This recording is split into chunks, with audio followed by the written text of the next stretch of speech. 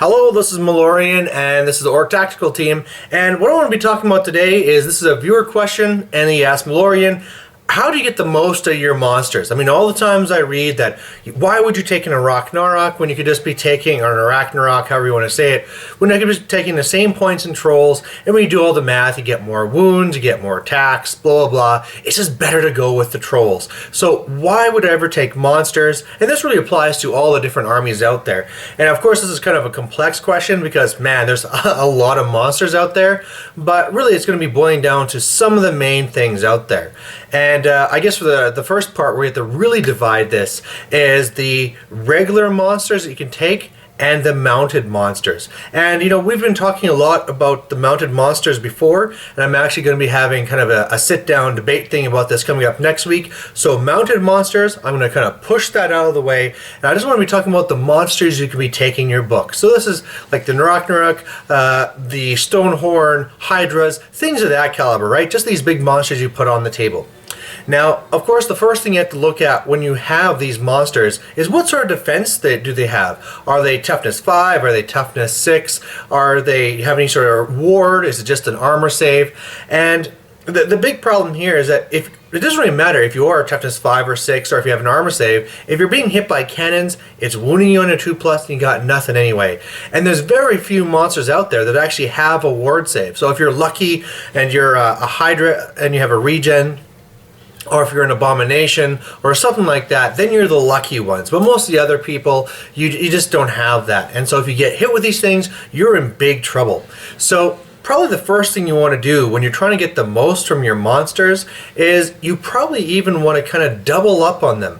And the reason for that is that usually your opponent will take enough artillery to kill off one monster. Because, you know, if you just go and say, hey, I'm going to be taking tons of cannons, I'll take 3 steam tanks or 2 or like in a bunch of cannons, I'm just going to blast that thing out of the sky. Well, that'll be kind of a waste of points because usually you're only going to see, you know, 1 or none monsters out there. So they usually don't have that much. So once you start doubling up, then all of a sudden you know that at least something's going to be getting through. If you do get unlucky enough that one is going to die.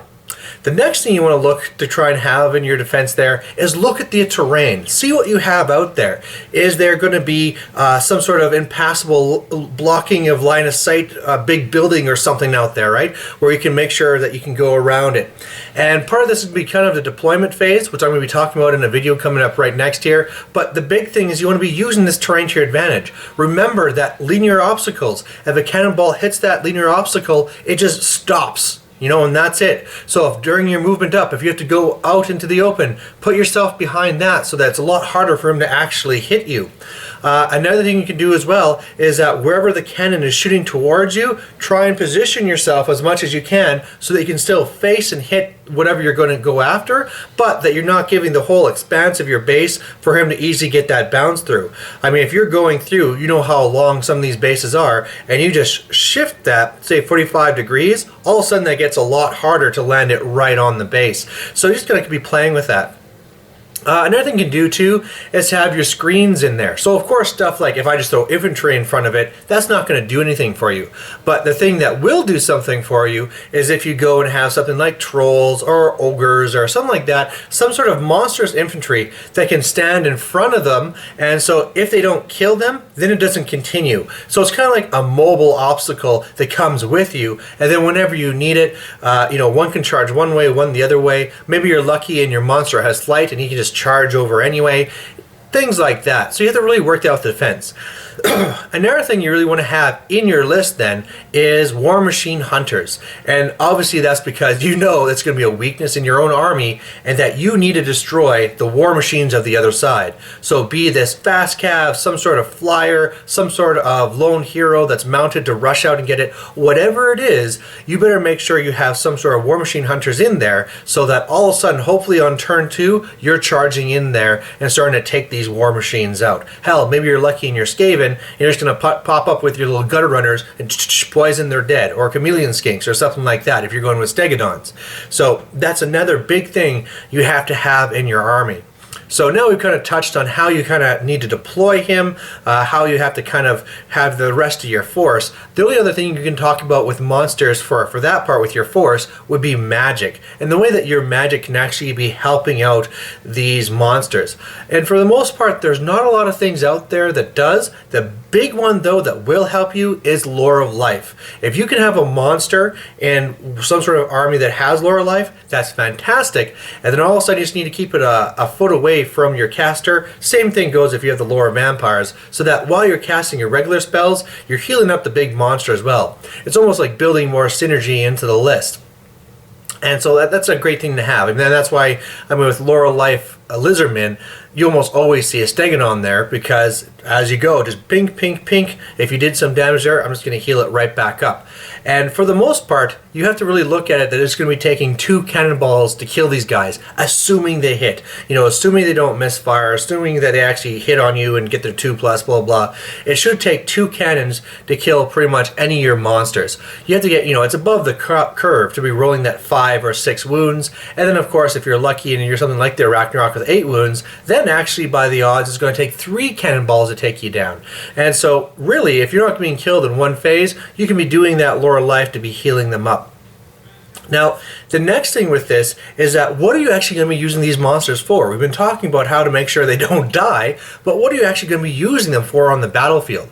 Well, the number one, well, 2 big things you have to remember about it is the fact that they cause terror, and the other one that they get the Thunder Stomp. Those are those 2 major things with the monsters. They're also usually fairly fast as well. So, first part, let's talk about the terror. That's something that can be very situational. There's some things out there that are immune to psych. Of course, everything now will have the reroll with the BSB and the banner and all that stuff. So what that means is you want to be on the flanks, because for the most part, your own monsters don't need to be in your own general's bubble. They're usually always winning combat, so it's not really a big deal. So you want to be on the flanks so that you can charge things that'll be outside of their bubble, cause a terror test, and hell, you know, you might be able to get some easy points right there. They put a horde of something on the flank, charge, fail a terror, off the board, bam. You just doubled the points you invested into this monster. Fantastic. You know, even if that doesn't happen, maybe once you get into combat, they're going to fail their fear test. So all of a sudden they're hitting your monsters on 5s, and of course that goes into survivability. The other thing too that naturally happens when you have them on the flank is, just like I said, where you want to be turning your monster so that the cannon is not coming straight on. It doesn't have the whole expanse of your base to go across. If you're out on the flanks, of course, cannons shooting at you, unless you go and actually turn your monsters to face them, that'll be naturally happening. So that's a big thing to be there on the flanks as well too. The next thing that being on the flanks gets you to do as well is lets you hit the flank. Because of course with these guys, be it your toughness 6 or toughness 5, very little armor at all. If you are in the front and you're getting all these supporting attacks on you, you're going to take wounds and you're going to die. You know, you might do an okay amount of damage, but in the end it's just too much to go on you. I mean, again, if you are something lucky and you're toughness 6 and you have regen or something, okay, you might be able to survive it, but otherwise, for the other ones, say like the Chimera or the Wyvern and stuff like this, you just really can't survive these things. So if you get onto these flanks, all of a sudden you can be winning these combats and they can't be putting much back onto you. If they turn to face you, then they're showing their flank to one of your larger blocks that are coming in. Fantastic stuff. The next thing I was talking about is the Thunder Stomp. So obviously what that means is that you want to be targeting things that are infantry. You don't want to be going after cav. You don't want to be going after this other stuff. You want to find infantry that you can Thunder Stomp and just slaughter that way. Of course, there's a few differences in that. I mean, you have the whole thing like with the Ragnarok with its whole Venom Surge. You might be going for some sort of a character assassination. You might be going with the one Tomb King one, which has a heroic killing blow and trying to be hunting other monsters. But for the vast majority of time, your monsters are going after infantry, and they're just going to be thunder stomping the hell out of them. You know, you get one of these guys into a flank of a Warriors of Chaos, and they're going to feel some serious pain. Now, something else you can do while doing this is making sure you get that infantry right away, because even though your monster is going to be winning combats, like we talked about with the whole leadership bubble, if they're within that, they're just going to pass and then they're going to stay there. And so the best you can do then is have your infantry block there to support it. Normally you don't want to, or you can't really afford to really play and try and get them to both charge at the same time, because there's just too much going into it. And while you're trying to arrange all this, they're shooting your monster and your monster's going to die. So the sooner your monster gets into combat, the better. So what that really means is that first turn, your monsters are going to run up the flanks. Second turn, hopefully you're charging into the flank or front or something. You should win combat through your Thunder Stomps. In the second round on their side, you should win again, hopefully still alive, depending what you're fighting, and blah, blah, blah, blah, blah.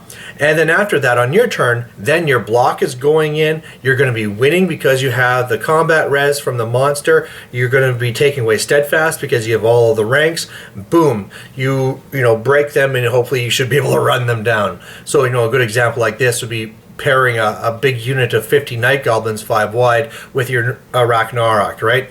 One's really fast, gets into there. Eventually, the turn after of yours, the Night Goblins get there, and boom, you just break right through.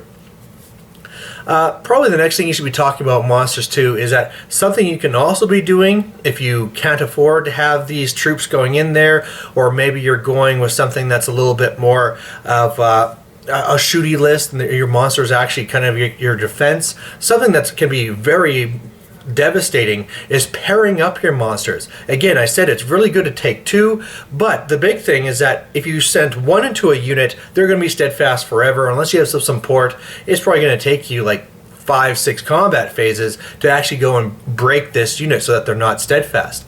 All of a sudden, if you pair two monsters together and they're working on the same unit, they can chew that thing really quickly. You got double the attacks, double the Thunder Stomps, and in no time, well, half the time, you can be breaking that down and being able to break them. So the biggest thing though, if you're going to be doing this and running them together, is please, please, please don't help your opponent, and make sure that they don't have a line where their cannon can go through both bases.